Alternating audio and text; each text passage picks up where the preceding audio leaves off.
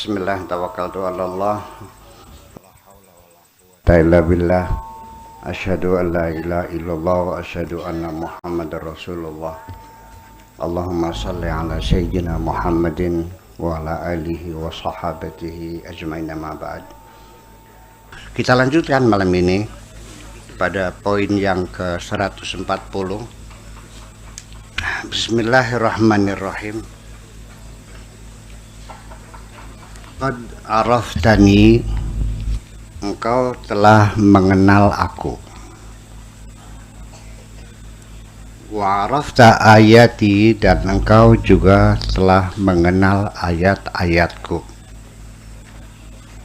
Wa man arafa ayati, barang siapa yang telah mengenal ayat-ayatku,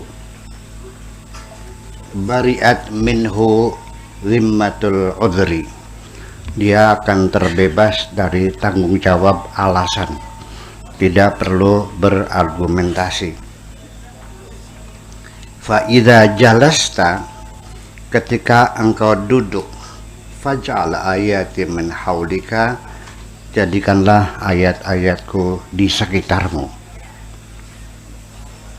Wala takhruj anha, dan jangan keluar. Fatakhruju hisni min hisni, nanti berarti engkau akan keluar dari bentengku. Al-ayah al-maqsudah hiya, ayat yang dimaksudkan adalah ghaliban, pada umumnya adalah kalimatut tauhid. Innahu la ilaha illallah. Wa yarwi anha Zainul Abidin hadal hadith al-Qudsi, diriwayatkan oleh Zainul Abidin hadis Qudsi ini, la ilaha illallah hisni, la ilaha illallah adalah bentengku. Faman qalaha dakhala hisni, barang siapa yang mengatakan la ilaha illallah, dia masuk dalam bentengku. Wa man dakhala hisni, barang siapa yang masuk dalam bentengku, amina azabi, dia akan aman dari siksaku. Wal qawlu al murad huwa, al qaul al murad, mengucapkan la ilaha illallah yang dimaksudkan adalah wa qaulul lisan, ucapan lisan, wal qalb, dan hati, wal fi'al, dan perbuatan. Ucapan, hati, dan perbuatan, wasuluk, dan perilaku sehari-hari. Ayya'ishal insan bi imanin, yaitu hendaknya seorang manusia hidup dengan membawa keimanan annahu la ilaha illallah, bahwa tidak ada Tuhan kecuali Allah, wala haula wala quwwata illa bihi, tidak punya kekuatan apapun dan tidak punya daya apapun kecuali dengan izin Allah, wala fi'ala illa bihi, tidak ada perbuatan kecuali dengan izin Allah. Fayakunu hadzal iman wa hisna, sehingga itulah iman sebagai benteng. Oke, kita bacakan terjemahannya. Engkau telah mengenalku, mengenal ayat-ayatku. Siapapun yang telah mengenal ayat-ayatku terbebas dari tanggung jawab alasan. Ketika engkau duduk di hadapanku, jadikanlah ayat-ayatku berada di sekitarmu. Jangan pernah keluar. Bila keluar, maka berarti engkau keluar dari bentengku. Yang dimaksudkan dengan ayat-ayat tersebut adalah pada umumnya kalimat tauhid, la ilaha illallah. Diceritakan oleh Zainal Abidin dalam hadis Qudsi bahwa la ilaha illallah adalah bentengku. Barang siapa yang mengucapkannya berarti masuk ke dalam bentengku. barang siapa yang masuk dalam bentengku akan selamat dari siksaku. Yang dimaksudkan dengan mengucapkan di sini adalah ucapan lisan, hati, perbuatan, dan perilaku. Hendaknya manusia menjalani kehidupan dengan keimanan bahwa tidak ada Tuhan kecuali Allah, dan tidak bisa apa-apa, dan tidak punya kekuatan apa-apa, tidak punya perbuatan apa-apa kecuali dengan seizin Allah. Sehingga keimanan seperti itulah yang merupakan benteng Allah. Ini saya ingin menyampaikan, tidak berkeluh kesah, tetapi bertanya kepada diri saya sendiri, kenapa ketika saya mengatakan bahwa man qala la ilaha illallah dakhalal jannah, saya mempertanyakan, dan ini di Mabes Polri, mana mungkin masuk surganya dengan ucapan? Memangnya film Barbie? Nah, ucapan saya membuat geger nih, membuat geger. Ini di sini, ini kitabnya di sini mengucapkan la ilaha illallah bukan sekadar ucapan, tapi dengan ketulusan hati, dengan perbuatan dan perilaku. Kok aneh? Nah, ini saya merasakan bahwa diyakini oleh banyak orang dengan mengucapkan saja masuk surga. Kita bikin rumah aja 20 tahun kerjanya, masa masuk surga dengan la ilaha illallah kayak film Aladin, kayak film Barbie, kata-kata jereng gitu. Nah ini persoalannya kenapa? Bukan kitabnya, semua kitab-kitab pun akan mengatakan bahwa man qala la ilallah bukan hanya mengatakan, tapi juga berkorban dengan jiwanya dan raganya membela Allah. Ya, am hasibtum an tadkhulul jannata, apakah engkau kira bisa masuk surga? Walamma ya'tikum mathalul ladzina khalau min qablikum, kamu tidak bercermin kepada mereka yang sudah meninggal sebelum kamu. Masatuhum sarra'u wad dharra'u, mereka sengsara, mereka menderita, mereka kesusahan. Wa zulzilu, dan mereka terguncang, hatta yaqula rasulu wal ladzina amanu ma'ahu mata nasrullah. Lu jangan ngelamun masuk surga. Tuh lihat orang-orang terdahulu yang patah kakinya, patah lehernya, ya dengan nyawanya baru masuk surga. Masa dengan ucapan saja? Nah ini saya nggak ngerti. Setiap tahlil ada doa, Allahumma ja'al akhirau kalamina la ilaha illallah. Di situ persoalannya.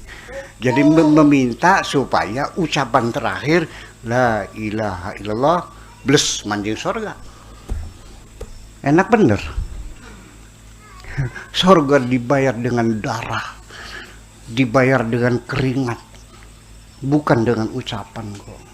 Itu misalkan. Nah, dalam kesempatan ini saya ingin juga menyampaikan beberapa analisis ya tentang la ilaha illallah. Ibu-ibu sekalian, bapak sekalian, sekalipun di situ la-nya nafiyah, ya, dan amilah juga. Makanya khabarnya la-nya itu al-ma'budu bil haqqi. Karena kalau la ilahnya nggak sempurna, itu satu. Kemudian tidak ada Tuhan. Ini bukan berarti meniadakan Tuhan.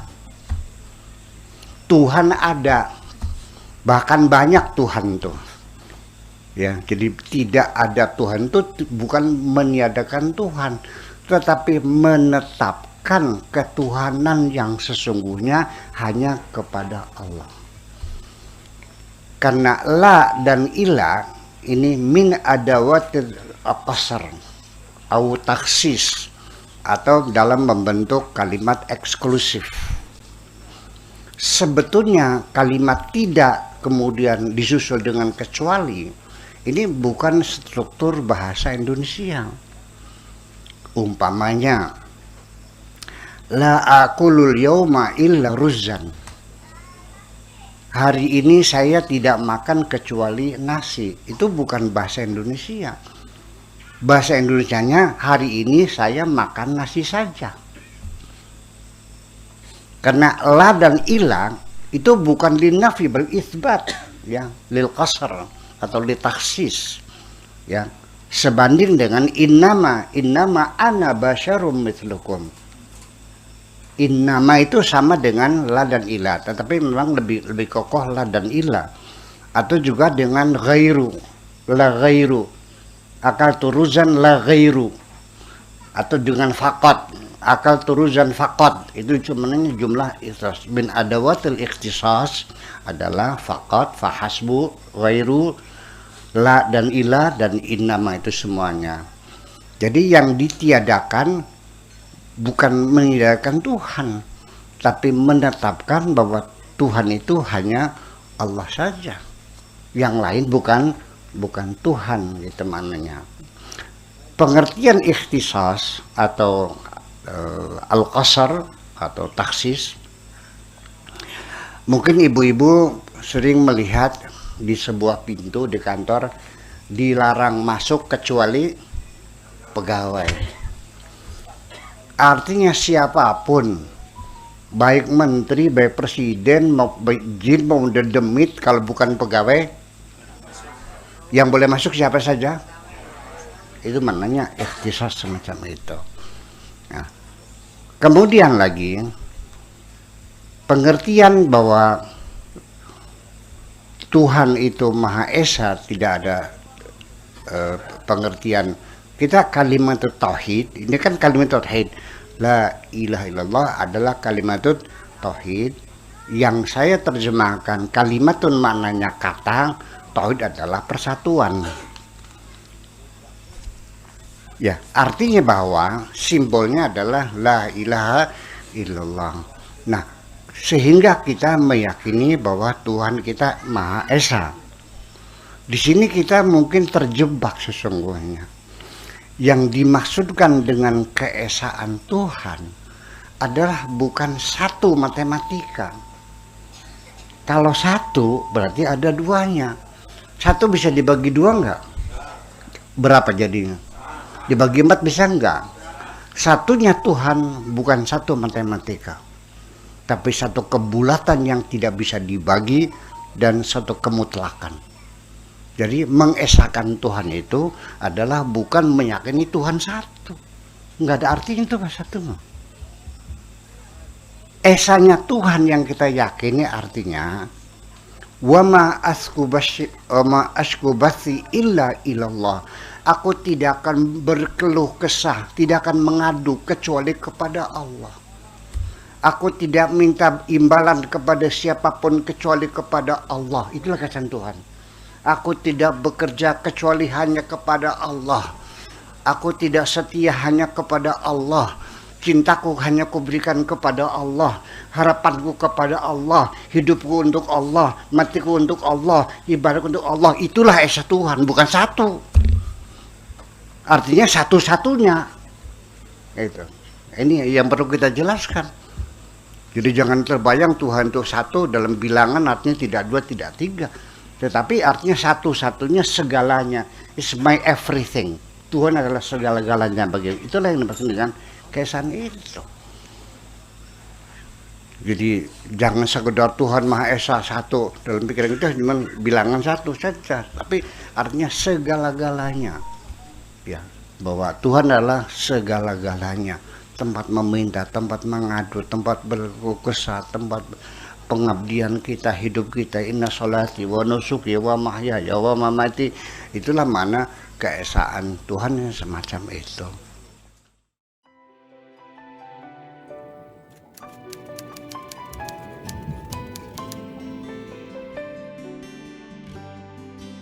Aku hanya ingin berbagi kebahagiaan dan tidak menggurui siapapun. Terlalu sulit bagiku untuk menyalahkan siapapun. Akan tetapi apabila ada orang yang ingin mengisi raporku, tentu aku sangat gembira sekali. Dan kujamin aku tidak akan sakit hati sedikit.